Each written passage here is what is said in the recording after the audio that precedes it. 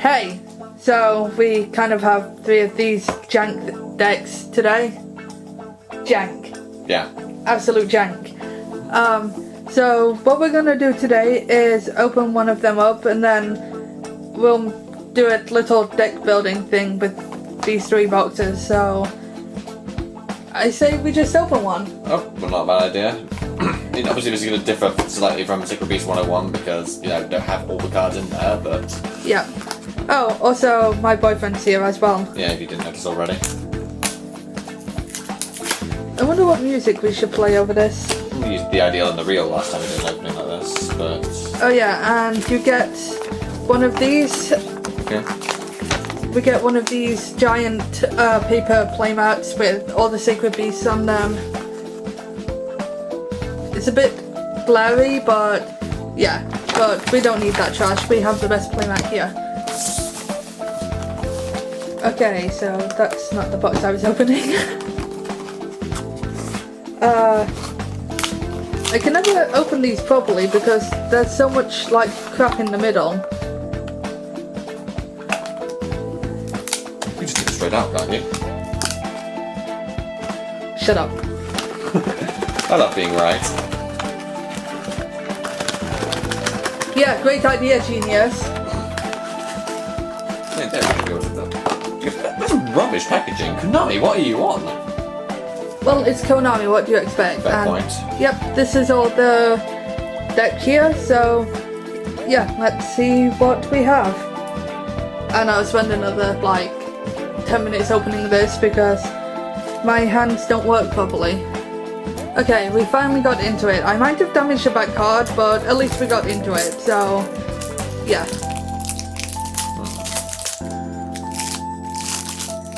Okay, so we don't need this crappy advertisement on the back. I don't even know what it's for, but yeah, that's trash.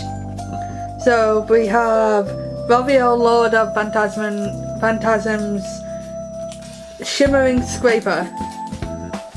I couldn't even read that because there was so much glare. Yeah, lots of salt from that card. Yeah, so we have the 3 Sacred Beasts and this guy, which are all foil. Then we have Armatile, which is also a foil. Cerulean Skyfire, Hyperblaze, Dimension Fusion Destruction.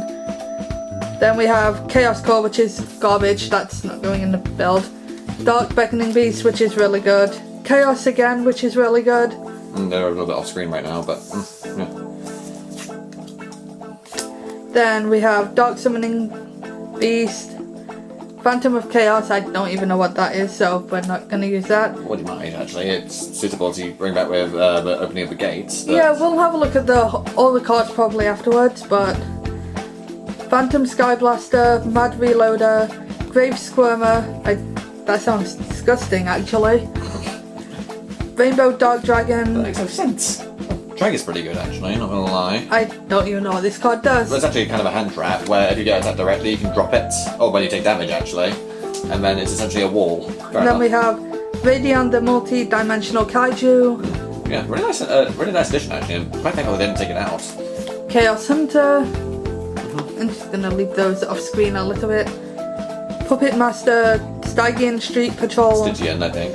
Stygian. Oh, it's Father. Didn't know he was in a structured deck. Is he good? No, he's pretty good, yeah. Then we have Best Pupper. Paw Patrol. Really like this card actually. Such a good boy. Then Danger Chupacabra. I have horrible memories of that, so we're just gonna... Is Chupacabra ever returned? I can't remember.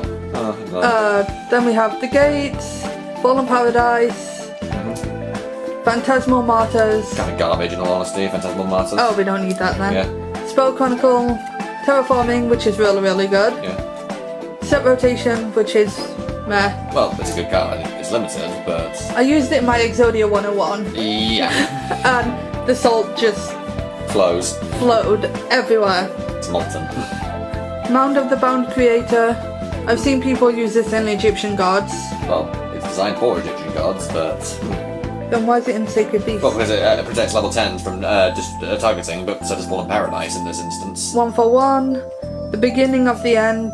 I'm hoping that's what this video is. Oh, wow. And it's just black artwork. Well, it's got a pattern on it, it's just so damn dark you just can't see it. Pot of Desires. Oh, I hate this card. It's just Yeah, that's like one of your least favourite cards, yeah, it's right? like, no, I honestly refuse to play this card in any deck. I mean, I know it's a +1, but just like I've never had one instance of ever playing that card where I haven't shot myself in the foot for it. Yeah. Sorry, I kind of opened floodgates there. Let's just close them back up real quick. Own a Seal, Field Barrier, which is really, really good to protect your Fallen Paradise. Fair enough. Swords of Concealing Light. For some reason. MST, which really good, quick play spell to get rid of other spell and traps. Awakening of Sacred Beast, one of my favourites. Drink! Escape from the Dark Dimension, I have no idea what that does, Well, but we'll look it over when I finish doing this deck thing. Shape Sister, Imperial Custom, Mistake, Dark Factory of more production, Phantasm Emperor Trilogy. Yeah, it's not very I can't even say It's not that. memorable in any way, but Then we have Phantasmal Martyr tokens, 2 of those, and some more crappy ads. So anyway, that was pretty much the structure deck, so we'll be right back and then I will do a little deck profile of it. So see you in a moment. Okay, and we built the deck. It's not great and it's different to the one I play in the Sacred Beast 101, but here it is. Enjoy. but you're not gonna show them the contents of the deck. That would probably be a good idea. So let's just go through the extra deck first. In the extra deck we have 2 armor tiles. Like, you never really go into the extra deck because people rage quit before you can have a chance to. But when you do, this card is a big attack and... Can't be destroyed. I mean, if you leave it in attack mode, you're kind of asking for trouble, but... Okay, so it's just a big monster and... Yeah, you don't want to leave it in attack mode if you can help it though, because you'll be in a lot of trouble. So... It is intended to end the game, so... Yeah, if you can't end the game with this, then just quit. Next up we have Phantasm Emperor Trilogy. I don't know what it does, personally. I know it takes 3 level 10 monsters to summon it. Yeah, I've never even heard of this card before, so... Like, here's the effect if you guys want to just read it. I didn't read before filming because I'm garbage. Next up we have Nightmare Cerberus. Very solid card. Pretty much a staple in just about any deck that has an extra deck, I'd say. Pretty much. Good for field removal. I mean, it kind of sucks that you have to discard a card, but that can benefit you most of the time anyway, so... Well, in this deck especially. In this deck, because you just drop Cerberel and then bring him back and just continue to do combos and stuff. Yeah. Then we have Nightmare Phoenix, again, staple. Also discards, so you can bring back Cerberel and stuff. Gets rid of back row, which is really, really handy. Then we have the big one, Nightmare Unicorn. Again, discards, which is good. Also bounce. You mean spin? It spins a card, so you can just get rid of problematic units without destroying them, so they don't get benefits or anything. So that's pretty cool. Then we have Underclock Taker. Never really use it in any deck, but it's good just to build into other Link monsters. Speaking of other Link monsters, we have Access Code Talker. Finally! I mean, it's not a budget option at all. This literally just got taken. Most of this extra deck came out of your for hire, but... Yeah, because I don't have anything for Sacred Beasts, because I only bought it today. But Access Code Talker is a really, really good card. It's mainly run in Cyber decks, but I'm able to play it in for hire because they can spam the board and build into multiple Link 4s in a turn, but it's not about for hire, so we'll shut up about them now. Yeah. But... Sacred Beast can make this too, no problem, but... Yeah, it's non-targeting removal. Yeah. Also, your opponent cannot respond to its effects or anything, so it makes it really good. And you can also banish Link monsters to destroy their cards. Well, remove their cards. Well, yeah, it's pretty much the same thing twice, but well, it doesn't matter. I'm repeating that. I didn't make a script, okay? I'm trying my best. I understand, don't worry. And finally, we have John Cena. I don't need to explain what this card does. Everybody knows what it does, but it's just there for meme value, really. Yeah, I mean, you can make it with Sub-Roll on this, so why would you not? Yeah, moving on to the main deck, we have 2 Raviel. Well, we have 2 of each Sacred Beast because they're really important, but not important enough to play 3, I don't think. Yeah, you have well clog if you do that, so... So, yeah. These guys have been around for a while, and it's only recently they've got support which makes them somewhat playable. Okay, so, come on. Well, he, when you destroy something by battle, your opponent takes 1,000 damage, and if it's in defense mode, your opponent can't attack anything else. And if you have 2 of those on the field in defense mode, it's kind of a soft lock, and it's really annoying for the opponent. Raviel? Raviel, when you have your opponent normal summons, you can pop out a token, specifically... Oh, speaking of tokens. One of these guys, a Phantasm token, but, it's 1,000 in both stats, and you can also tribute one of your own monsters to add its attack points to Raviel, so... Yeah. Then there's Uriah, which is arguably the weakest of the 3, but... Well, he has the best artwork, though. Like, yeah. and his artwork is, just... He's hot, let's be honest. Well, he's a fire attribute, so... and a pirate type. Yeah. But, yeah, Uriah, well, the weakest. He can be more useful in certain situations than the other 2 can. Yeah, because, like, he gets rid of back row and your opponent can't do anything about it unless they use a monster effect to stop you. Which is quite nice. Okay, so let's just move these guys. Next up, we have 2 of these. The Shimmering Scraper of Raviel, Lord of Phantasms. Which you discard him to double the attack points of Raviel. Yeah, and he can attack everything. Yeah. Bam, ba, ba. Got him! Yeah. Kinda sucks if he's the only monster you have, though. But he can be summoned by attributing 3 monsters of anything. No, I mean if he's the only one you have, like nothing on field. Yeah, just like brickety brick.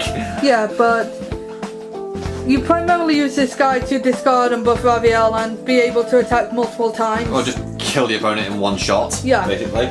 So, yeah, he's good for that, not good for much else, so... He's recyclable too, which is pretty handy. Next up, we have 3 of Dark Beckoning Beast, and probably the best level 2 in the deck. Yeah? Because he allows you to search the deck for another card you need, and also gives you an extra normal summon, so you could take advantage of that and call, for example, this guy, Chaos Summoning Beast, who, again, is really useful, can special summon one of the Sacred Beasts from your hand. Yeah, bypassing the ridiculous summoning conditions in the process. Yep. Also, if he's in the graveyard, you can banish him to get Fallen Paradise from the deck, and that's really useful. Otherwise, you can use Dark Beckoning Beast to summon out Dark Summoning Beast, and he's a level 5. Yeah, so he needs a tribute. Wonderful. So, yeah, he needs a tribute, but it's not really that big of a deal when you have Dark Beckoning Beast or Chaos Summoning Beast, because you can just tribute them and just get extra effects that way. Well, he also helps if you want to go into Trish, and yeah, he's a level 5. So. well, as for his own effect, you just tribute him off to pop a beast out of the deck.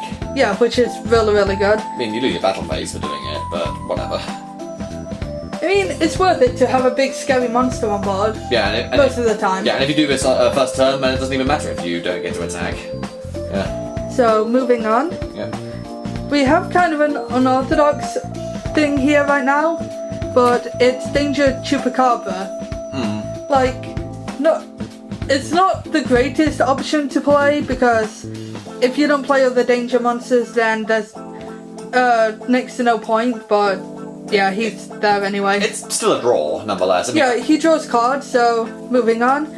We have my favourite card in this deck, the Fabled Cerberel. the heckin' doggo. Such a good card. He's a tuner, so you can make synchro plays with him, like Trish, or Omega. FA Dawn Dragster also. Yeah, which we don't have. Yeah, but you can discard him for cost of another card, and then he special summons himself from the graveyard when he's discarded. So, yeah, it's an extra monster on board if you want to go for the defensive play, just to build a mini wall, so to speak. Yeah, also some other synchros I would recommend playing with this, can I say? Well, one to play is Welcome the Divine, which can bounce your opening of the Spirit Gates, which will let you to use it again next turn. Yeah. And the other is, what was it called? Damn, I forgot. Okay, Herald of the Arclight for negate. Yeah, it's such a good card. Cheese. Cheese. Yes. Like, smelly cheddar. Lovely. Okay, that's it for the monsters now. Okay, moving on to spells now. We have probably one of the most important ones, Opening of the Spirit Gates. Yeah, it used to be called the Seven Spirit Gates Unleashed when it was translated, but I like this more. And when it's activated, you can add a sacred beast. Well, any card that mentions a sacred beast by name. Oh yeah, you can add something that is a sacred beast or mentions a sacred beast in its name to your hand from the deck, which is already really good. I believe it's monsters only, but And then once per turn, you can discard a card like this guy to search the deck. No, I'm reading it all wrong. You can discard a card to special summon a fiend monster with no attack or defense points from the graveyard? Exactly. From the graveyard. And that's why it pairs so well up with Cerberell, because it can be a 2-card synchro play. And once per turn, if you control a level 10 monster, you can get a continuous spell out of the graveyard. Yeah, you can get a continuous spell from the graveyard. Like another one of these. Yes. Or Cerulean Skyfire, but... So that's pretty good. Yeah. Next up we have 2-dimension fusion destruction, and that's made for armor tile. I don't really use it all that much, but... well, yeah, and you can also get on Trilogy if you really, really wanted to, but... But I've never used Trilogy, so... Yeah, so... In any case, and also your opponent can't respond to that. It's essentially a miracle fusion, but your opponent can't do anything about it. So, typically when this is played, the game's about to end. Yeah. Up next we have the field spell, Fallen Paradise, which allows you to protect your Sacred Beast from card effects. Yes. Or destruction effects or something. But no targeting, no destruction. It's great. And then if you control at least one Sacred Beast, you can draw 2 cards per turn, which is really, really good. Yeah. It's like a field spell for Pot of Greed kind of thing. Yeah, because Pot of Greeds grow on trees. Yeah. Pots of Greed, should I say? Yeah, not much more to say about that. It's just a really solid field spell for the deck. Then we have 2 Cerulean Skyfire. You want me to explain this? Yeah, you can explain this. Okay, if you have Cerulean Skyfire on deck, when your opponent activates a spell card, you can switch from on to defense mode and negate that spell. And also, if this is face up, you can summon Hamon with its normal summoning condition by sending face down spell cards to the graveyard instead of just continuous spells, which is pretty handy. But most of the time you won't be doing that. You'll be using Chaos Summoning Beast. But yeah. I think that's about all there is to it. Actually, one more thing. If a Sacred Beast leaves the field, Cerulean Skyfire will stop you from taking damage for the whole turn, so it just keeps you in the game if you lose your boss monster, which is quite handy. Yeah, good card. Yeah, not bad. Yeah. Then we have Field Barrier, which just protects field spells, but in turn it stops you activating other field spells. Yeah, I bet no one can activate field spells. Yeah. So basically, no Mystic Mind for you, buddy. Yeah, but good card. Protects your Fallen Paradise because it's a key card, really. So, yeah. Moving on, we have your least favourite card in the entire game. Pots of Desires, but I will fully admit, there's nothing better for increasing the really bad consistency of the Sacred Beast deck right now. Yeah, I hate the thought of just like milling 10 or banishing 10 from the top of your deck to draw 2, but sometimes it is necessary, especially with a deck like this that is incredibly inconsistent. Yeah, I mean, maybe that's just our Vanguard players talking, where just like losing part of your deck is just crippling. Yeah, but yeah, not much needs to be said about that. People know what Pot of Desires does. Up next, we have 3 Awakening of the Sacred Beasts. Let me just nudge it down a little bit because it's out of shot. 3 Awakening of the Spirit Gate. No, Sacred Beast. Awakening of the Sacred Beast. Okay, I got that right on like 5th attempt. Go me, I'm a professional now. But yeah, it gains various benefits depending on the number of Sacred Beasts you have on board. Yep. If you have 1 on board, then every time your opponent special summons a monster, Drink. you just gain that monster's attack points as life points. Yeah. Which is really good.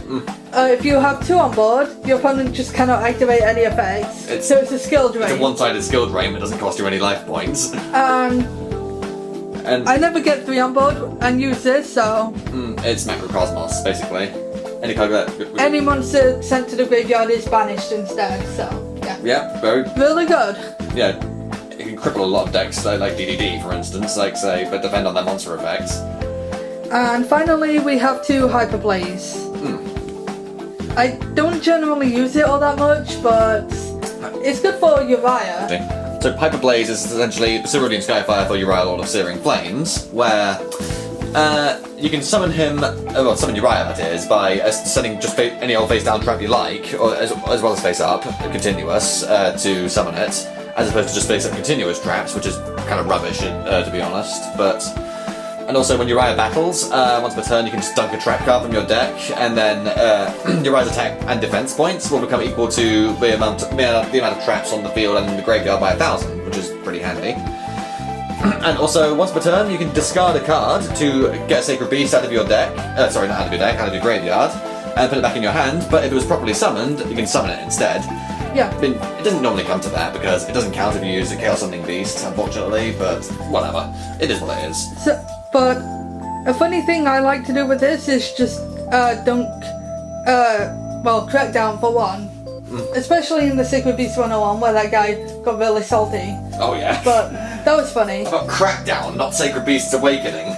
Yeah. I mean, I know he said super. Don't get mad about the skill drain, just get mad about the Crackers. Yeah. Anyway, that pretty much sums up the deck profile now. So yeah, we were really awkward and I don't know that much about the deck even though I play it, but if you enjoyed, leave a like, comment down below and all that stuff. And yeah, do you have anything to say? Fish! Bye guys.